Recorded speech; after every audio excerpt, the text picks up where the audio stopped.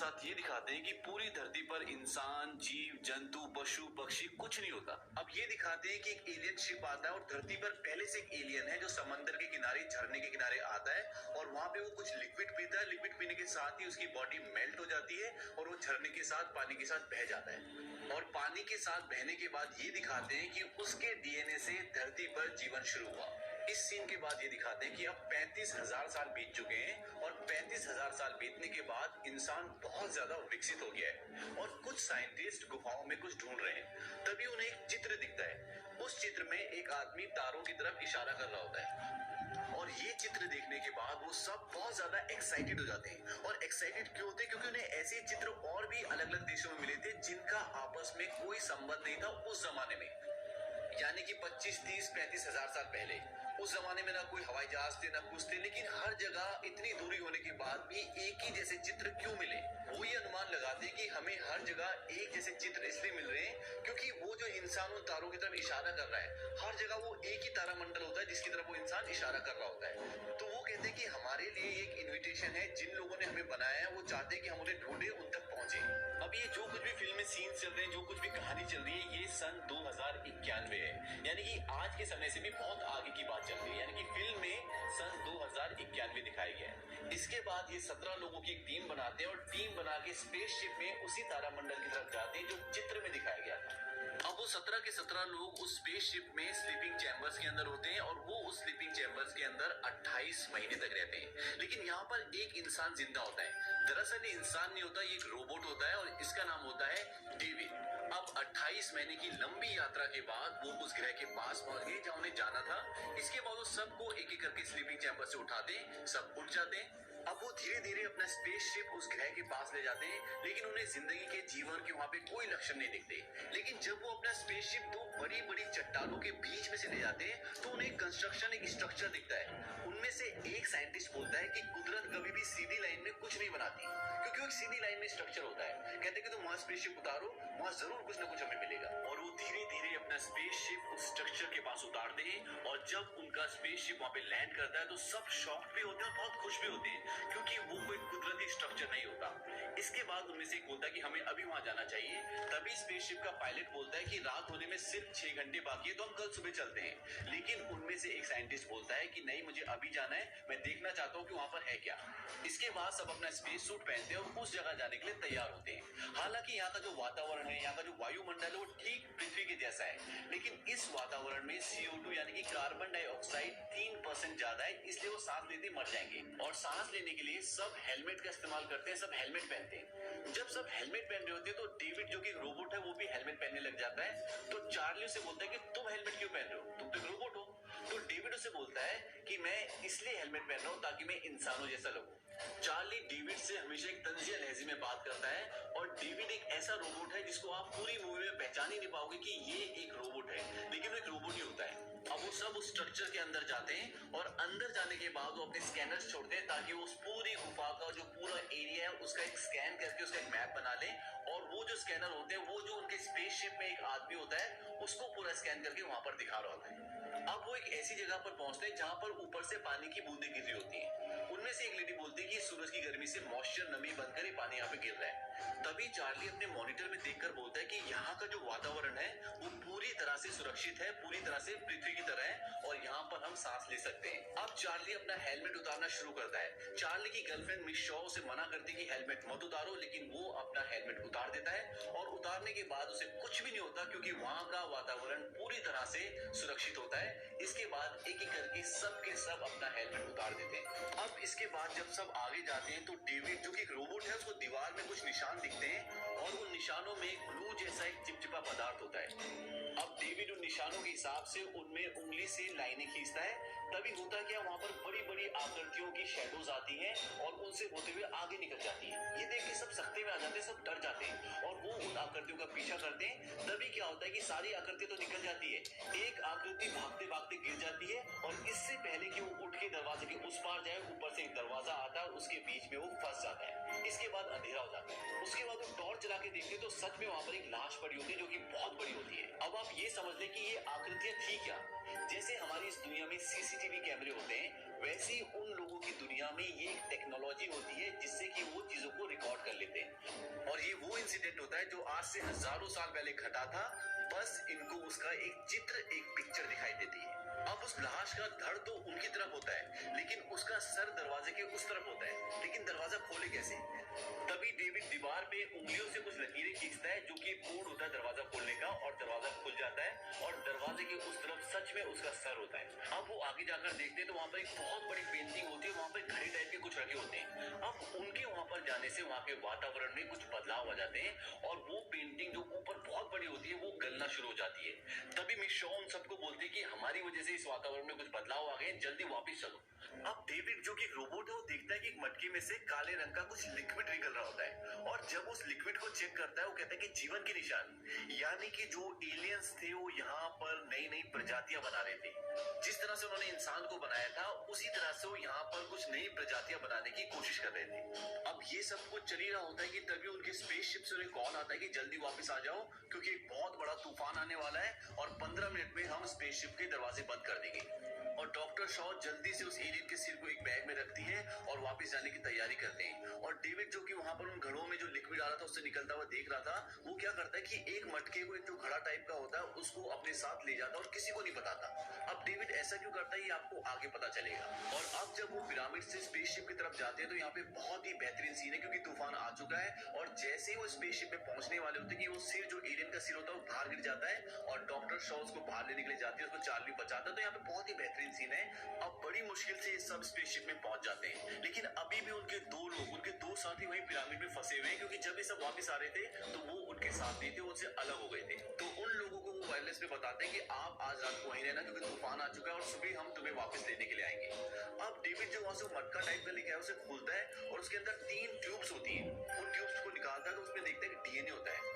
David Charlie को बिल्कुल पसंद नहीं करता, जो डॉक्टर शॉ का बॉयफ्रेंड है, तो क्या करता है उसके ड्रिंक में वो डीएनए मिला देता है और उसको पिला देता है। इसके कुछ कारण ये भी है कि डेविड चार्ली से पूछता है कि तुम अपने सवालों के जवाब जानने के लिए किस हद तक जा सकते हो, तो चार्ली बोलता है कि किसी भी हद तक। इसका एक कारण ये भी जाना जाता है कि डेविड ये जानना चाहता था कि इस वायरस का ह्यूमन बीइंग पर, उसकी बॉडी पर क्या असर होगा।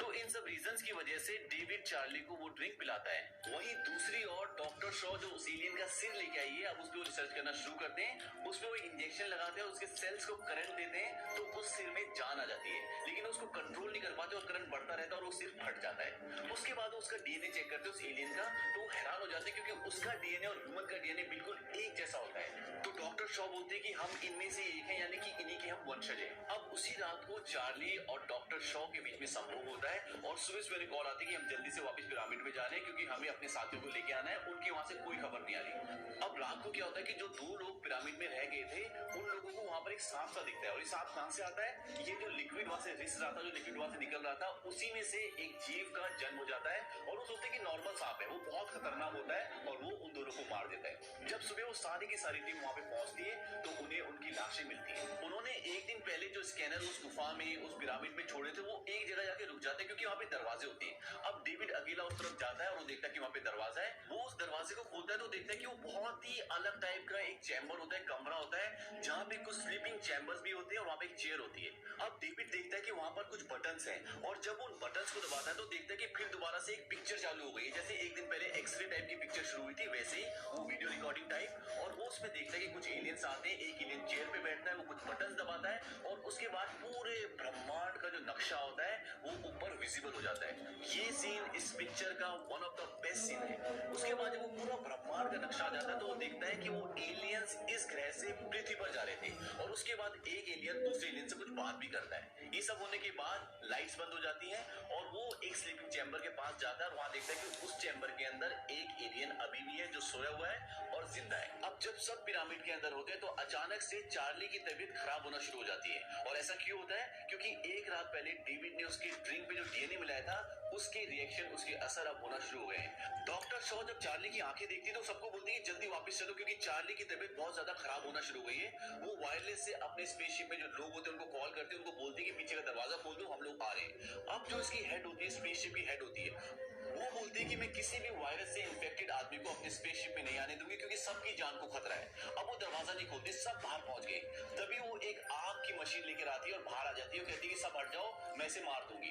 डॉक्टर शॉ और सब उसको मना करते हैं, लेकिन चार्ली खुद ही बोलता है कि मुझे मार दो, क्योंकि वो जानता था कि अब उसकी जान बचना मुश्किल है और सबके लिए खतरा बन चुका है। और स्पेसशिप की कैप्टन उसे जला देती है और इस सदमे से डॉक्टर शॉ बेहोश हो जाती है। और जब उसको होश आता है तो डेविड उसका कुछ चेकअप कर रहा होता है और चेकअप करने के बाद डेविड उन्हें बताता है कि आप प्रेग्नेंट हो, आप मां बनने वाली हो। इस बात से डॉक्टर शॉ एकदम शॉक्ड हो जाती है, क्योंकि उन्हें कुछ मेडिकल प्रॉब्लम थी और इस वजह से वो कभी भी मां नहीं बन सकती थी। वो उन्हें बताता है कि आपके पेट में 3 महीने का बच्चा है, कोई आम बच्चा नहीं, बहुत ही अलग बच्चा है। डॉक्टर शॉ बोलती है कि वो उसे देखना चाहती हूँ, लेकिन डेविड उन्हें मना कर देता है। अब डॉक्टर शॉ बोलते हैं कि मैं इसे अपने पेट से निकालना चाहती हूँ, लेकिन डेविड बोलता है कि ये यहाँ पर संभव नहीं है, हम आपको स्लीपिंग चैम्बर में वापस डाल देंगे और धरती पे जाने के बाद आपका इलाज करेंगे। तभी डॉक्टर शॉ को पेन शुरू हो जाता है। डेविड उन्हें एक इंजेक्शन देता है और उससे वो बेहोश हो जाती है। अब इनके पेट में गर्भ 3 महीने का हो ही सकता है, क्योंकि 3 महीने पहले तो स्लीपिंग चैम्बर में थे और चार्ली के साथ संभोग उन्होंने एक दिन पहले किया था। तो ये असाधारण गर्भ उनके पेट में इसलिए आता है कि जो डेविड ने चार्ली के ड्रिंक में डीएनए मिलाया था, ये उसी का परिणाम होता है। अब डॉक्टर शॉ जब होश में आती है तो देखती है कि 2 लोग उन्हें स्लीपिंग चैम्बर में डालने की कोशिश कर रहे होते हैं, उसकी तैयारी कर रहे होते हैं। तभी उनसे लड़ झगड़ कर उनको मार के एक कमरे में भागती है और उस कमरे में एक बहुत ही एडवांस मशीन होती है जो हर तरह के ऑपरेशन करने में सक्षम थी।